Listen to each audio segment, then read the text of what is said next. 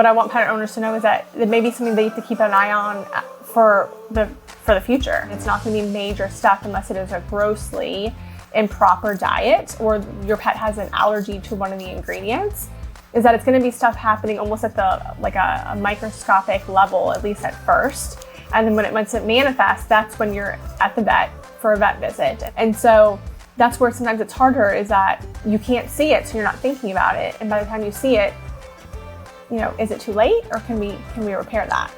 Hi everyone, welcome back to the Paws Effect Podcast. I'm your host, Dr. Cara, and if you're tuning in because you care about your pet's long-term health and want real conversations with vets who get it, you are in exactly the right place. Today's guest is Dr. Jeanette Bimonte, an integrative veterinarian based in Tampa, Florida. She combines conventional medicine with complementary approaches like nutrition and acupuncture. And what I love about her work is how focused she is on getting to the root cause of illness, not just treating the symptoms. Like me, Dr. Bimonte is passionate about nutrition, which is something that for too long has been overlooked in routine vet consults.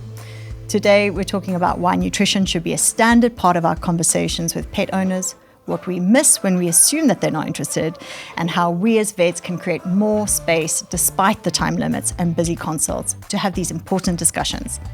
If you're a pet owner who has ever felt confused about what to feed your animal, or a fellow vet wondering how to bring nutrition back into the spotlight, this one is for you.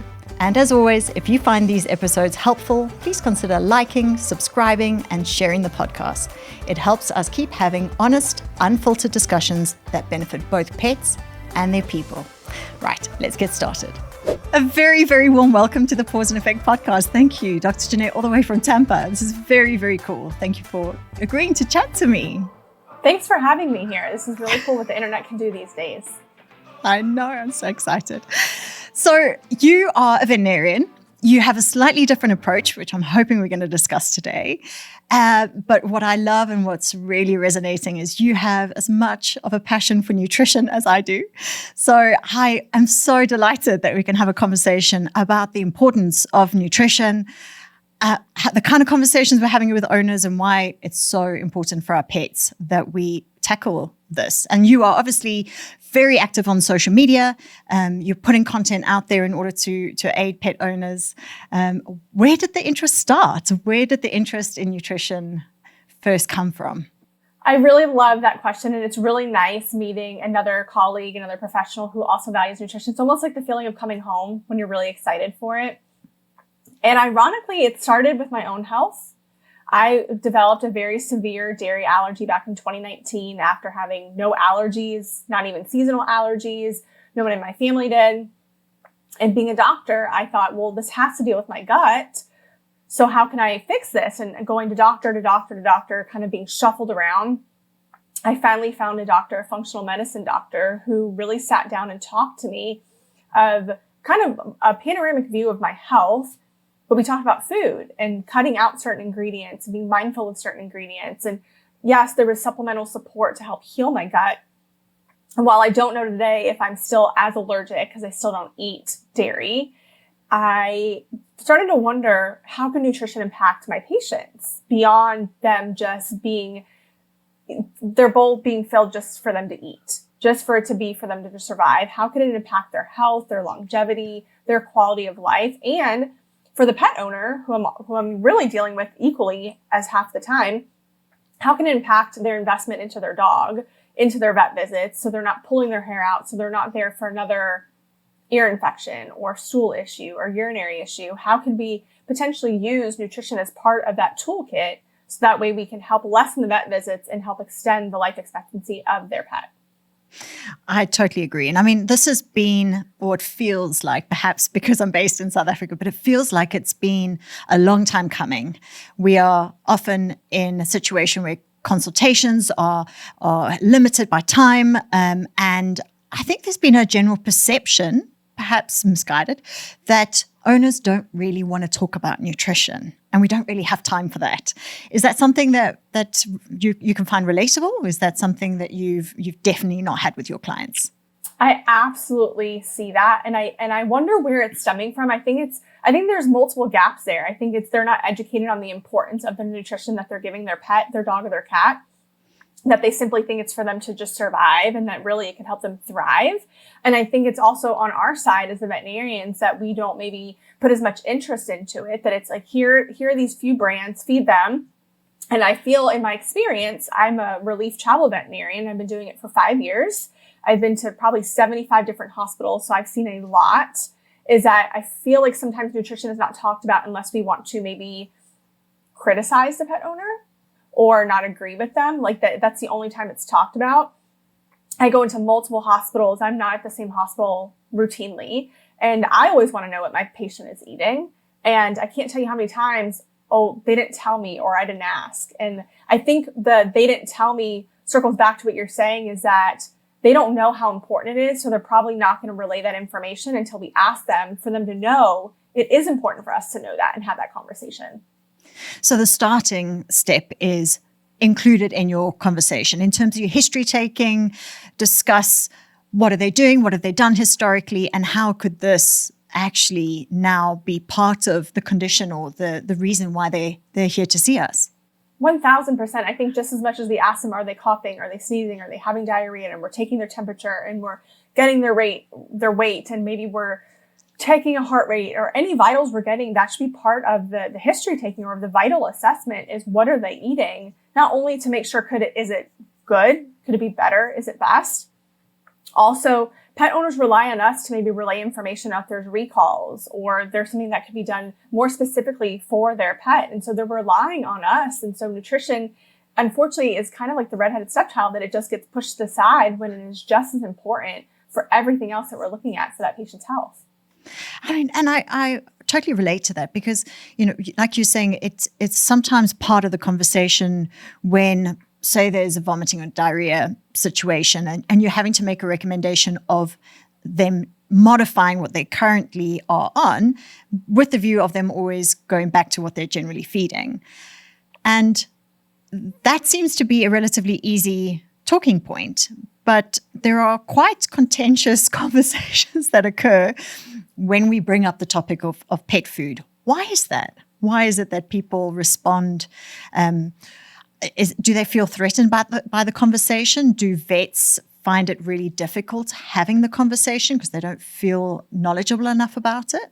I think it's like multifaceted. I think it's that it's the one thing that pet owners get to have full control over for their dog or cat's health daily. And so it's kind of, I wonder if they feel like maybe we're taking that away from them, that it's the one thing that they get to choose. And so I wonder if they're protective over it. Also, depending on where they get their information from, they may feel protective over maybe that resource or that person. And I also do think that it's also on our side as the veterinarians that there's a gap there on the education and the comfortability. And so maybe we're not talking about it because subconsciously we're not comfortable talking about the topic. Or what happens if it strays beyond these few brands or these few types of food? They don't feel comfortable. And so it's better to just not talk about it. Or it's checking a box. Oh, they're feeding this food.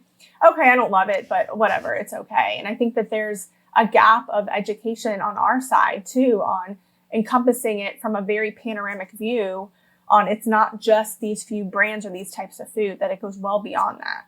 So what do you think some of the opportunities that we're missing when we don't bring nutrition into the conversation? A lot. I think a lot. And I think not only starting from puppyhood, how can we set up this dog's health and their gut health for longevity and to be healthy as possible and to really support their immune health and really their whole health going forward.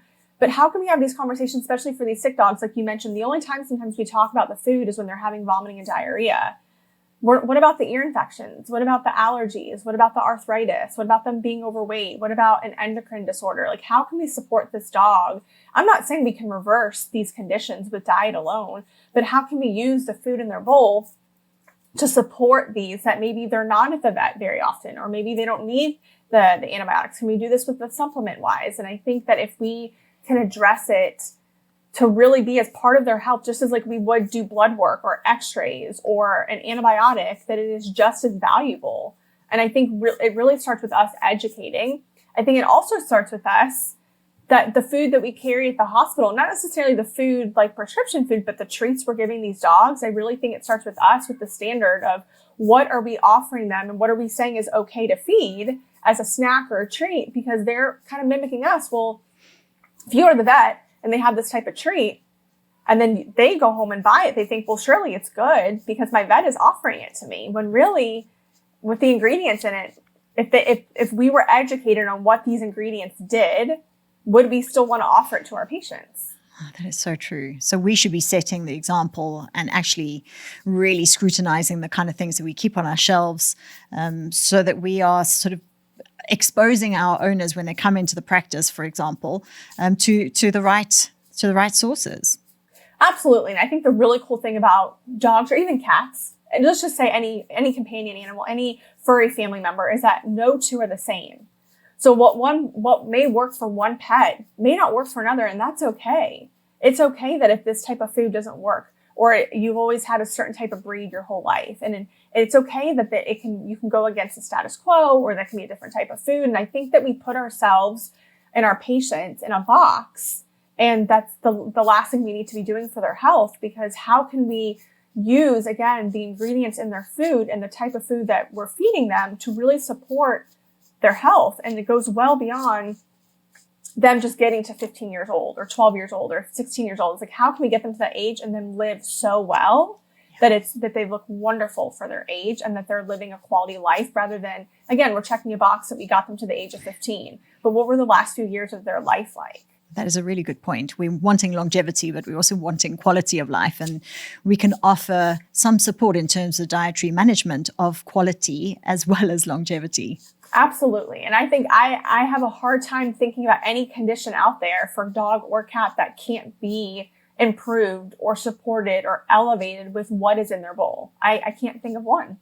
Hey there, pet parents. It's Dr. Cara, the Ultrapet vet here. Brachycephalic, meaning short-muzzled dogs, have uniquely shaped jaws that can make picking up and chewing normal kibble really difficult. That's why Ultrapet has created a kibble specifically designed for easy pickup. It contains glucosamine, chondroitin, and green lip muscle extract to help support your dog's joints so that they stay mobile and active. The inclusion of beet pulp and prebiotics helps support a healthy gut by promoting the growth of beneficial bacteria in the digestive system. Omega-3 and 6 fatty acids promote a shiny coat and a healthy skin. Ultrapet offers a 100% money-back guarantee. Try Ultrapet's premium recipe for short-muzzled dogs today. So when owners are trying to make these kind of decisions, they're obviously faced with a lot of information, a lot of options. And I know, even down to the kind of conversations that I find myself having in terms of what bowl do I feed them from? How often should I be feeding them? This is a minefield. And, it really helps to be able to get advice from a credible source, because there are people who will say, feed once a day, you shouldn't be feeding your cats ad lib, for example. You should be structuring meal times. You should be feeding from this kind of bowl. With all the information out there, how do you guide people and build trust in terms of taking on the advice that you're able to provide? You're so right, because I say this all the time, there's 10 people on the internet with 20 different opinions. And it can feel like whiplash for dog owners. And then they go to the pet store and get a bag of food and they're being told something different by the clerk or somebody working there or their neighbor. There's a lot of opinions out there. And so I think one of the best things dog owners can do is find someone they trust. And that trust may take some time to build and to be earned. Find someone that you align with, that you feel like you can trust, that is giving you consistent feedback, consistent information, and kind of put your blinders on. It doesn't mean that you will never be exposed to another person or another resource or another tool in your toolbox that you can use. But I think when they're searching and they're going to this person, they're going to that person, that's where the whiplash happens, because like you said, this person says feed once a day and let them fast. This other person says let them graze if they want to. This person says raw is horrible and the other person swears by raw. And then some people are like, nope, only feed kibble and feed it from these brands. And other people are like, well, kibble's very ultra processed. So it can feel like whiplash for dog owners. And that's where I firmly believe that we, the professionals, the educated professionals who put the time in, that we're the ones to be that resource for them, not the person who is a lay person who may have just had a few hours of education on it, where their heart is in the right place, but they don't have the broad scope and the clinical experience to see it in practice, to see how these pets are benefiting, whether it's working or it's not working. And so I think the biggest thing is blinders. Find that person you can trust and that they can take you along the journey. Absolutely. And that journey can be a long one, because one of the things I have noticed with owners, and I wonder whether you found the same, is that you may not see immediate changes. For example, if we have a case and you made mention of, that allergic animal, and we make a recommendation of a particular diet, this is not going to be better tomorrow. And in terms of your own health, you can understand that because you've been on that journey yourself. But I think there can sometimes be a lot of frustration because you're not necessarily always available to support your owners in terms of this is going to take time, and the communication in terms of what you can anticipate and when you can anticipate changes is so important, because we see if we are allergic to something and we cut it from our diets, it's the same with our pets. It may be a shorter period of time because we can feel those changes, whereas we can't get that communication back from our pets in terms of how is your health today? Are you feeling any less bloated? It's that kind of journey that you want to be able to support your pet owners on. Are you finding the same, that sometimes people need that additional support in terms of managing expectations in particular? 1,000%. And that's where we come in as a professionals to let them know, hey, this has a likelihood to get better. It's just going to take some time. And these things didn't happen overnight. I think for pet owners too, they get very focused on things that they can see. So it's very easy to see the redness, the itching. But what they don't realize is this has been brewing probably for some time with the immune system, maybe the gut health, and it's been setting it up. And so our job is to let them know, I get it that you want your pet better tomorrow, and I also want my pet to feel better as soon as possible. The good news is that this is going to be something that you can use. It's just going to take some time. And the good news is it's not a quick fix, which means it's probably going to be sustainable too. And that's where we sometimes lean into therapeutics to help bridge that gap until we can improve and find out that personalized nutrition that works for that pet. And that's where I think the personalized nutrition is actually a really cool thing rather than a one size fits all, because you can make it so unique to that pet and that pet owner. Yes, we focus so much and we talk so much about the pet, but we also have to think about the pet owner, their lifestyle, their schedule, their finances. And so I think it's really cool that it can be personalized, and it doesn't have to be here's the box and you have to fit in it. And that's it. And have you found that owners who are interested in having these conversations, whether it's been because their dog's skin is so bad and the scratching is driving them nuts, that they become really invested in it? Do they start to have conversations about their other pets, even despite the fact that they may not be suffering with a condition? Or is this about solving a problem? In my opinion, I feel like the majority of the conversations or the recommendations I'm giving are we're solving a problem. And I hope that at some point we can educate enough that it becomes, hey, let's prevent a fire than have to put a fire out. We have the resources to put out a fire if we need to, but what is so much more valuable is let's just prevent the fire. Let's start when they are puppies, or when you newly adopt them or take them in or inherit them. How can we elevate their nutrition so that way we're lessening the chances of those things happening? And yes, I do also believe that genetics and environment can play a role, but what we can't always control is our environment. What we can't control is always genetics. But what we can control is what we are offering to them. Once, twice a day, at least. That's a lot of runway that we have to be able to influence their health. So how can we start as soon as possible with little things?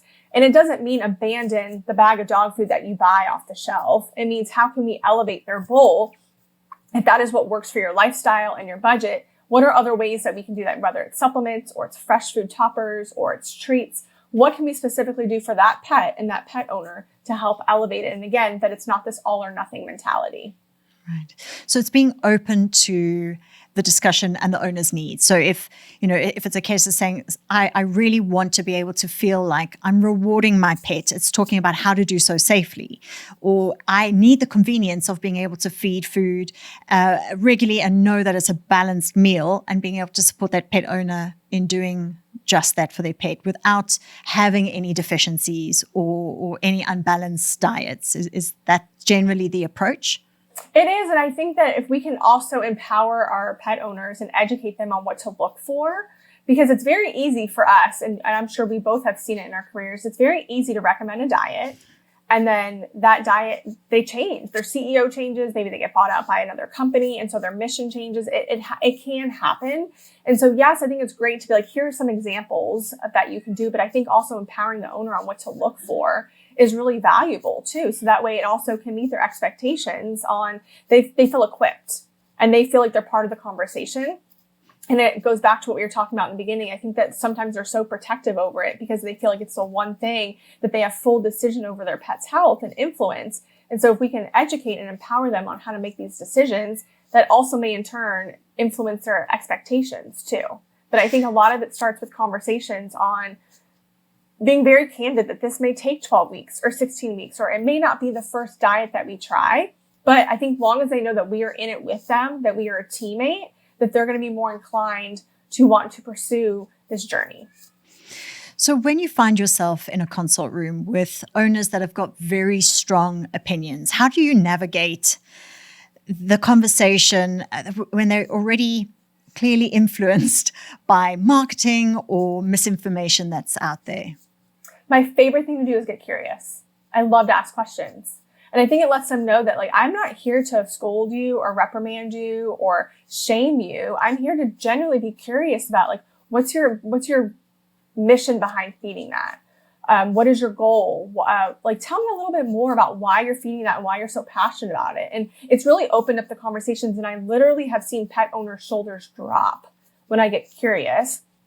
And I think a lot of them are very on guard because they're having to go to maybe non-veterinary professionals for this information because either they feel like they're not getting the information or they're being put in a box.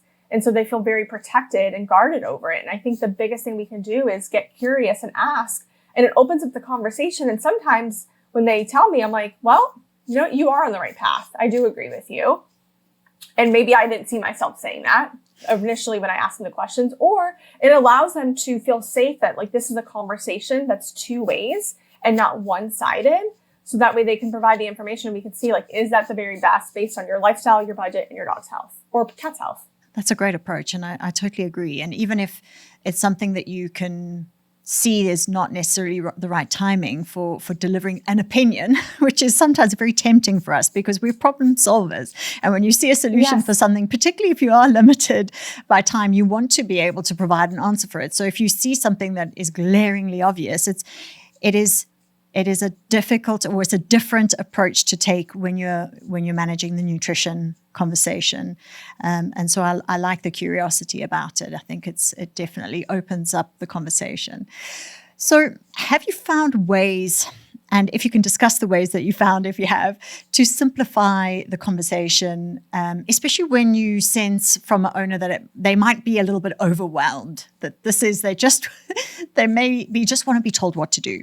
Yeah. And so I think that's checking the temperature. And again, like you said, the time. I try and be really mindful of so I don't have control over my appointment times because I go in to fill in for hospitals, but I try and be mindful of the hospitals I'm going to. What are their appointment structures like? Because I want to be able to be set up for success with these appointments and have enough time to discuss, because I know the majority of the cases I'm seeing are unwell appointments. They're usually not there for wellness exams. If they are, it's, oh, by the way, doc, this has been going on.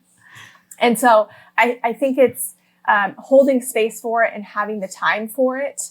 And then sometimes it is, we have to set up another appointment, or, hey, let's set up a one-on-one nutrition consultation so that time is being held for them. And again, it goes back to, I think, just being really curious about what are they, because pets mean different things to different people. For some people, they are their family. And then for other people, it's their family has a dog or their family has a cat versus the dog is family, the cat is family. So figuring out what the relationship is, I think, says a lot.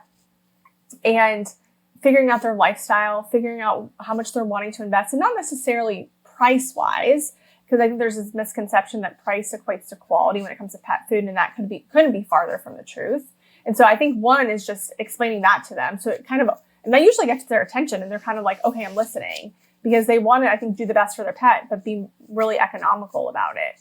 So I think it's having those conversations and getting as personalized as possible, and realizing that it may not be able to be discussed in the 20 minutes that you have. And I think the best thing to do, the most professional thing to do, and the most right thing to do is to tell this pet owner, we need to set up another time to discuss that. Yeah, and then you can be thorough and curious about it and actually provide the kind of advice in a appropriate way based on that owner. Yes. And in terms of, so what if you are setting up a consultation? I'm now very interested in setting up a follow-up consultation with you about my pet's nutrition. What does that typically look like? So what is the kind of information that you request in order to be able to advise appropriately? So I personally have them fill out a form beforehand. So that way, when we're in our consultation, we are so intentional and can do actionable tasks rather than getting history. I like to get the history before, how old they are, what's their weight, what's their breed, what has been the issue, what do you want to see improved, what medications are they on, what has worked, what has not worked. Getting kind of that picture beforehand. So that when we go in, I have all the information and we can talk about like an action plan. And maybe dive a little bit more. Hey, can you tell me a little bit more about this? Or can you tell me a little bit more about you're wanting to stay away from this or you're wanting to do this? In fact, just last week, I had a consultation with the pet owner and her dog is an active like agility dog. And so it's very important that she wants to pull him off ideally of his allergy medications, but also he's a sport dog. I also need to support him nutritionally. And so that's really important. And so having all that information so we can talk about that specifically. And some people want to know, like, what is the best thing I can cook for my dog? And some people are like, what can I get at the store? I have 4 kids. They're all in sports. We love this dog so much. I also have to be really realistic that I can barely have time to cook for my family. Adding a 5th family member, essentially, a 5th child to cook for is just not in the works right now. And I think what we need to do is, as professionals, is not shame anyone or push anyone to the side because they're not doing what we want them to do. It's like, how can we meet them with what they need to do? And so having all that information beforehand, so that way in our time together, we are talking specifically about that pet and taking into account that owner. Because I can talk all day on what this pet needs, that maybe this pet needs fresh food. But if it is not in the budget for the owner or the owner doesn't have the mental capacity to cook for it, I'm setting that owner up for failure by not meeting them with where they're at. And the really cool thing is you don't always have to leave them with where they're at. Like you can meet them with where they're at, but bring them somewhere else with their pet's health. And sometimes it's, hey, those treats that you give your dog every time he goes potty, first of all, that's very sweet. He also doesn't need it. Also, if you're going to do that, are you open to us talking about healthier options? And most people are like, yes. And so that's where it's just little bits of meeting them where they're at, but being really intentional with the time to be able to discuss actual items, and the time is not really spent on past history. It's important, but like, where do we want to go and how can we get there? And there are obviously owners who want to cook for their pets. How do you navigate? And there is a huge list. Do you have resources, for example, that you utilize to say, these are no-go. These are, major toxicity risks for your pet, in order just to warn owners? Because even with great, well-formulated home-cooked meals, we know that there is the potential to have dietary drift. And one of the benefits that we found a lot of owners feeding a well-formulated commercial pet food is that they know that that is the food for the pet versus we feed home-cooked and ingredients from our fridge. Do you ever find yourself in a situation where you have to inform owners, actually, that is a risk and not to include that? I do more so in a clinical setting rather than a consultation. I think because the intent is different. When people are coming to me for consultation, maybe they have hit a roadblock or they're wanting to know, like, is this the best thing for my dog? And so the intent is there that they want the help and they want things to be formulated and balanced. And so what I don't do is have a general recipes, because I do believe in personalization for that pet based on maybe what they like, what they can't eat, what the owner has access to ingredient-wise. And so personalizing it.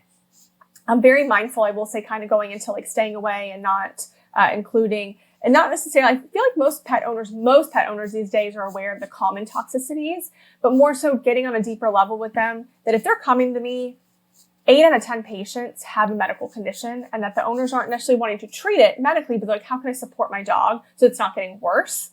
And so it's being mindful of the ingredients. Like, what are inflammatory ingredients that we can remove? And I think that that's not talked about enough, is we're so focused on sometimes toxic ingredients and chocolate and onions and grapes, that what about these ingredients that are kind of the long, slow burn in a dog's health with their inflammation, that are the oils that we're feeding? Is it certain ingredients, certain preservatives? So being really mindful of that. And And I do really try and emphasize that this recipe is formulated very much based on the ingredients. And if we change out one of these ingredients, I can't promise you that it's going to meet the nutritional requirements. And so I really try and educate on the micronutrient requirements and importance of the calcium, the phosphorus, the fish oils, the vitamin A, the vitamin D, and all the other micronutrients, and really relate it to why their pet is being seen or what they're wanting to support their pet with. And it's like, hey, if these certain micronutrients are off, it's going to be a roadblock going against what you're trying to improve. And so I think if we can really educate them and sell them on that unique, their pet specifically, because most pet owners, and not because they don't have a kind heart, but they don't really care about the dog next door. They're more focused on their pet. And so how can we relate it to their pet? Because you are right.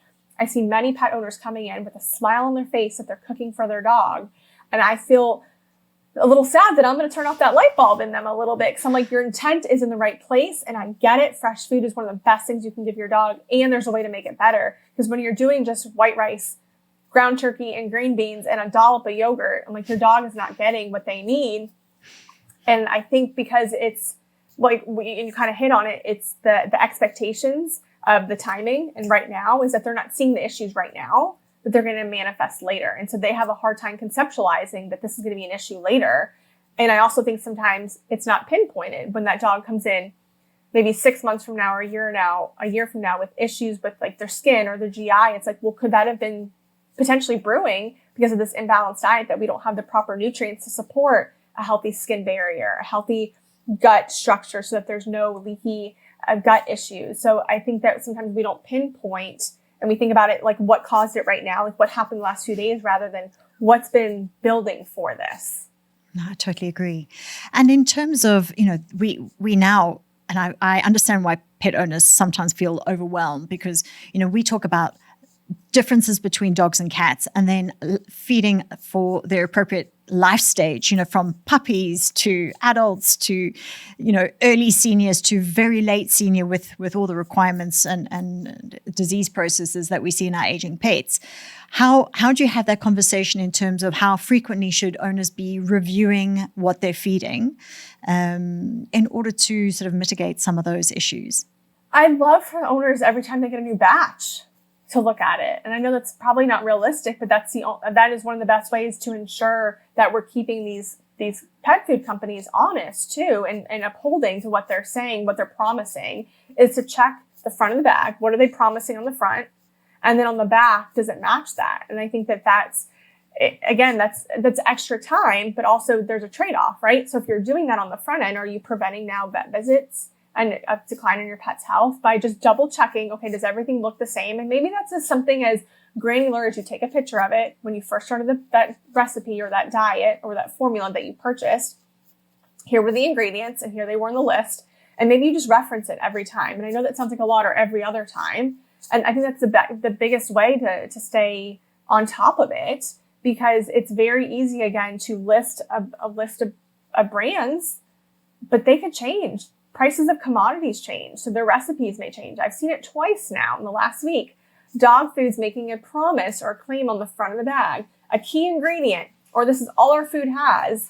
I actually just saw one this past weekend. It says their food, it was an ad, their food versus our food. This is all it has. And I knew that wasn't true because I've looked at this dog food before. And I looked at the ingredients and I was like, you're not highlighting that you have sunflower oil in it.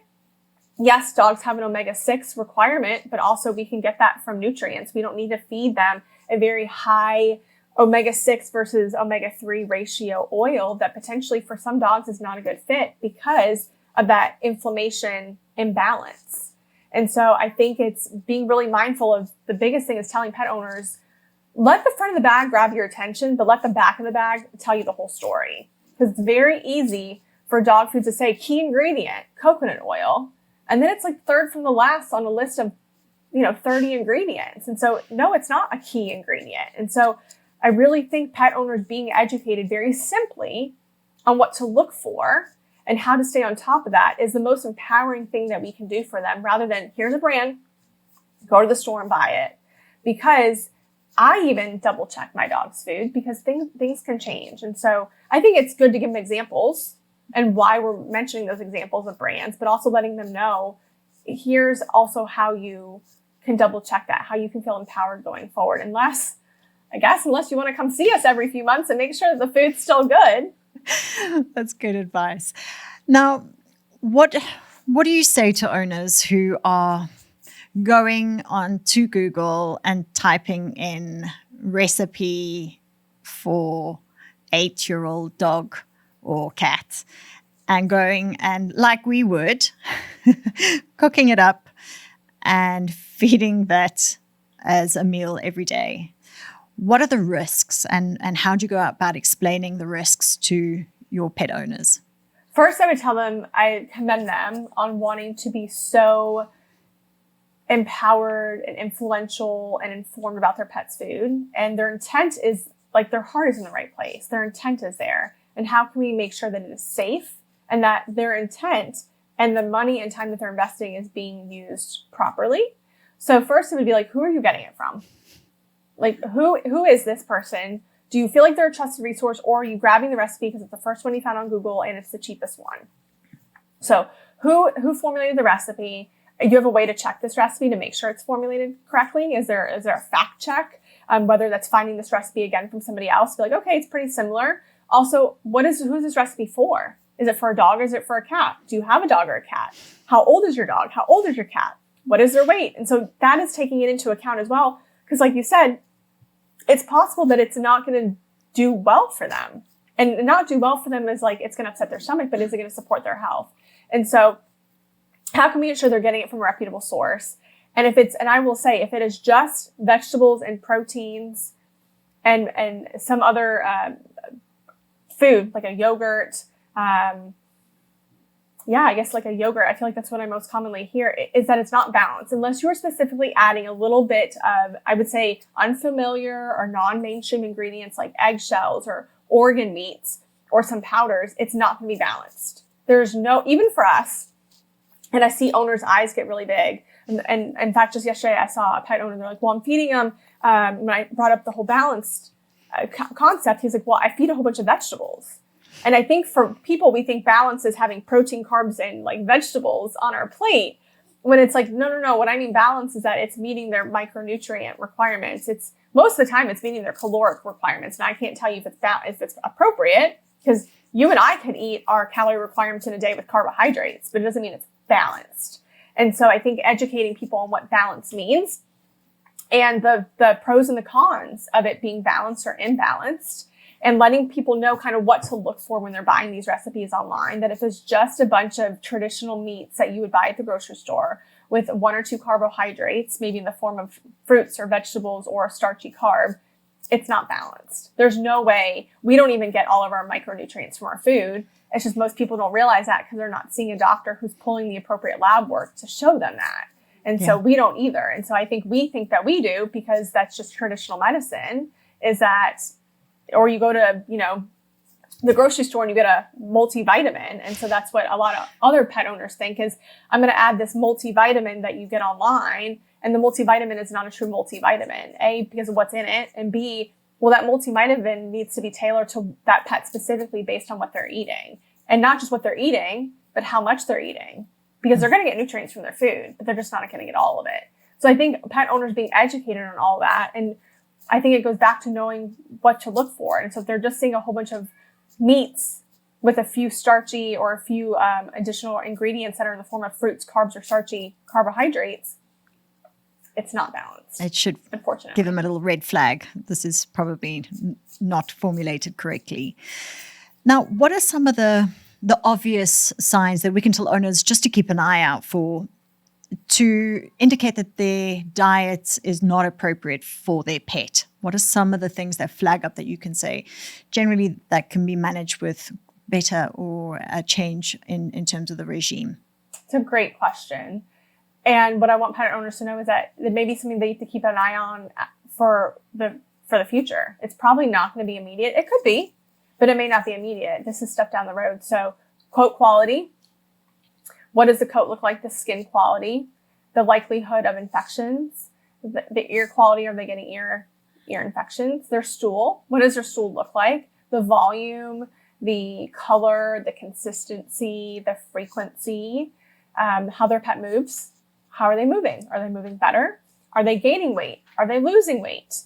How is their sleep pattern? So it's going to be stuff that you have to kind of be granular about looking. It's not going to be, in my opinion, it's not going to be major stuff unless it is a grossly improper diet or your pet has an allergy to one of the ingredients, is that it's going to be stuff happening almost at the, like a microscopic level, at least at first. And then once it manifests, that's when you're at the vet for a vet visit. And I'm not saying that that's what caused it, but it's something to look at. Also, stuff that we can't evaluate unless you maybe see a specialist is their cardiac health, their ocular health, their eyes, their gum health, and so their ligaments, especially these arthritic dogs. So it's all stuff that's going to be happening kind of behind the scenes, behind the curtain. And so that's where sometimes it's harder, is that you can't see it, so you're not thinking about it. And by the time you see it, is it too late, or can we repair that?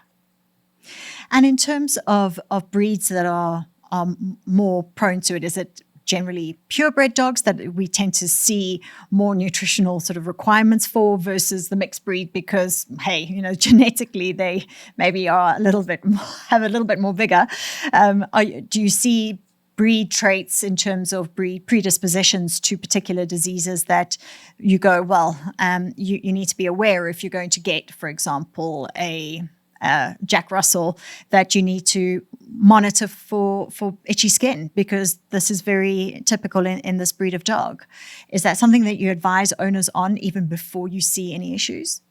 I think it's something to keep in mind, and you had a great point that it's the breed or even the genetics. So if you have maybe a white-footed or white-pawed dog who's maybe prone to allergies, being mindful of that, or certain genetics that maybe are prone to certain cancers or certain cardiac diseases, heart diseases, or certain GI diseases, that, being aware of that could be really influential in your dog's health. And it doesn't mean because your dog is this breed or came from this line of genetics or you've had previous dogs from that line that your dog is going to get it, but being mindful of how can we support them with what they're eating so that hopefully we can help prevent that.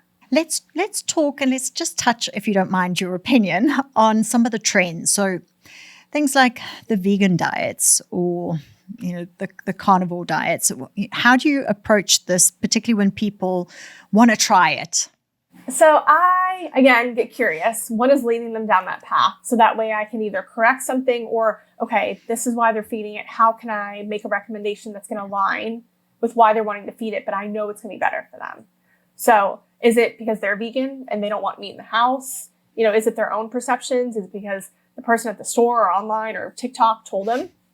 So again, getting curious and then educating them. For vegans, right now, it's not something that I see the value in. The reason is a lot of these vegan diets, because they're very plant-based, you have to also think about the sourcing of these ingredients. A lot of plant-based products could have a lot of herbicides, insecticides on them. And so now are we replacing what we think is better for them because we're taking them off meat for whatever conceptualization that this owner believes. And now we're exposing them to a lot of chemicals that can potentially predispose them to cancers like lymphoma because they're on a heavy plant-based diet that potentially has been exposed to a lot of chemicals. So it's having that panoramic view, and it's not, oh my gosh, you're not feeding your dog a species appropriate. That's another conversation, but what are we also feeding them in place? The carnivore diet, I think, again, it's is it balanced? What kind of meat are we feeding them? Are we rotating the meat so that they're getting a good gut community, a good diversity to their gut flora? How are we preparing it? So to me, I like to go even deeper is to get even more curious, so that I have all the information and then what is the purpose behind it? While yes, I agree, dogs don't have a carb requirement. We've kind of let them evolve to meet our standards with our farming and our ingredients. They don't need it. They can digest it, but they don't need it. But being mindful of where are they getting their energy sources from? Is it all meat? And then, like you said, what is the breed of this dog? Is this dog prone to certain conditions where that may not work? What is the lifestyle of this dog? Is this dog a couch potato? Or is this dog a working dog? And so, again, having this whole panoramic view so that way we can make sure that diet specifically works, for that pet owner and for that pet. So some of these trends, that's where I don't subscribe to trends, even though some of these trends may have some good benefits. And I say this a lot on my social media pages, we're picking sides in a war. And it's this isn't a war. We're picking sides for the Super Bowl. And it's like, doesn't have to be all or nothing. And so that's where I get worried with trends is the latest trend that is coming up, and you see it on social media and you see people promoting it. And why are they promoting it? Is it because they believe in it, or they saw someone else promoting it?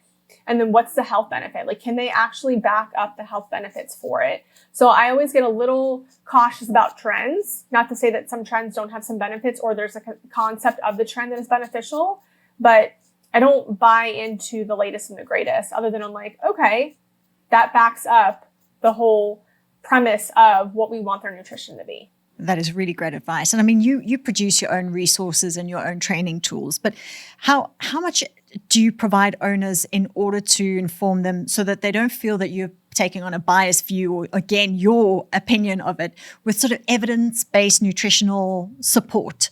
Are there any articles or things that you use to support the information that you provide owners, so that they feel that there is sort of science-backed, and this is coming from an informed opinion rather than just a trend that perhaps that you've put in place? How do you do that? That's a great question. And so when I don't have the specific journal articles, I actually really love that idea. Because we both know you can find a journal article that supports this, and by golly, there's gonna be another one that challenges it. And so what I do try and do is really expose people to traditional concepts, traditional benchmarks. Be like, here's traditionally what we've been taught, or what maybe you've been taught. Here, I want to expose you to it. And here's also another maybe non-mainstream way of looking at it. Do you want to blend those? Do you want to just do one versus the other? I think being able to provide pet owners that it's not just one. It's not this non-traditional, you have to feed fresh food, but also like, let's talk about kibble food. Like, yeah, okay. Yes, it is more processed, but there's probably ways out there for you to find a food that works for you and your dog that is as healthy as possible, with being mindful of the form that it is. So I think it's providing all the information. And that's why I try and not be biased, is here's information, here's stuff about WASAVA or AFCO, here's traditional information, and here's how can we take a twist on this to elevate your dog's health, where it's not necessarily going against it, but like here's another viewpoint of it. And so I try and encompass everything from some clinical experience from pet owners, but also continuing education and taking all that information, like what is practical here and what can be put into place, and what is maybe, this one nugget could really change a pet's health. That even talking about food, ingredients, and quality, and types of food, and how it affects dental health. And what happens if that little bit is the thing that can help this dog maybe not have a dental every 10 or 12 months, but every 18 months. That's a big deal for anesthesia and the owner. And so being able to put it all in one resource for a pet owner, so it's like, here's information from not just maybe a holistic standpoint, or it's not just a traditional. Here's kind of a multitude of it, and how they all can really blend and really fit each other. And what do you feel comfortable doing? Because again, I don't subscribe to this all or nothing, or we're picking sides in a war, because it just doesn't do anything for anyone. And what is the general advice for vets who want to talk more about nutrition but don't feel like they have the right training in it? Because I mean, that is obviously a criticism we hear a lot, is that we don't get adequate nutrition information at university. But I think generally people who want to extend their knowledge on it do. So if vets want to, what's the best approach? I think it's putting in the time, going to continuing education lectures, getting certifications. And I think one of the best things you can do, because I've seen this trend the last 4 years, is that people are now not necessarily all going with the standard traditional kibble. They're looking at fresh food options. They're looking at cooking. They're doing freeze-dried raw. They're doing dehydrated dog food. And so educating yourself on all of it, so that way you can be a resource rather than being a critic on it. And that way you feel educated to say, this isn't maybe the traditional way that I was taught to feed one of my patients, but based on what I've learned, it's acceptable. And I think it helps us not be so closed-minded. So the biggest thing is get educated. Go to the big conferences and go to the big CE lectures that talk about maybe traditional forms of food that are maybe put on by some of these companies. And also challenge yourself to be vulnerable to listen to other certifications or continuing education or professionals on fresh cooked, freeze-dried raw, maybe raw food. And maybe that's not because you want to support it, but so that you're educated if you're maybe you can't get on board with it. Educate yourself enough on it so that you can have these very intellectual conversations with pet owners where you can educate them rather than we don't agree with it. Or you're telling them one or two things, like educate them. And it may open your eyes that some of this is okay, or it may further your stance on why you don't feel comfortable making a recommendation based on your education rather than it coming from one side, being educated from one side. You're being educated on all of it so that way you can feel comfortable and have these conversations. Because in my opinion, this is why I think a lot of dog owners are going to non-veterinary professionals for their dog's food, because we can be one-sided or don't feel comfortable. And so they're going to go to the influencers online, or they're going to feed what the influencers are feeding because they feel comfortable doing that rather than having the conversation and being criticized by their vet. So I think it is our responsibility to be educated on the different varieties of food out there and ingredients. And that way you feel more informed and comfortable making your recommendations. I agree with you. And if people want to follow you, if they want to get in contact with you, what is the best way for them to find you? I know you're present on social media, but do you have other places they can look for you? I would love for them to connect. So they can find me on Instagram at @the_non-traditional veterinarian. They can, and on there I have all my links. They can access me on my website, which is southernveterinaryservices.com. And just recently, I launched my own podcast, and it is The Non-Traditional Veterinarian. I'm on Spotify and on Apple Podcasts. And so I take advantage of not being so screened on those podcasts. And while they're very clean language-wise, I do like to kind of explore all the options and kind of go against the grain and just I think one of our best things for pet owners is just provide them the information. And so that's why I love being able to have that platform to just speak freely. Oh, thank you so much for having an open conversation, sharing some of your insights. It's been really informative, and hopefully owners will really appreciate the fact that we can be open-minded. We want to support them with their pets' health. We want them to be healthy and live for as long as possible, but doing so in a way that is applicable to them, not necessarily to fit into a mold. So it's been a really great conversation. Thank you very much for taking the time today. Thank you so much, and thank you for holding the space for us to have the conversation. Oh, thank you. Thanks, Doctor. Thank you so much for tuning into today's episode on the Paws Effect Podcast. If you found the discussion helpful, please like, share, and follow our podcasts. Don't forget to leave us a comment or review. We love hearing from our listeners. Remember, you can listen to us on your preferred podcast platform. Welcome back to Just for Pets. You're with Dr. Cara. Hi, Doc.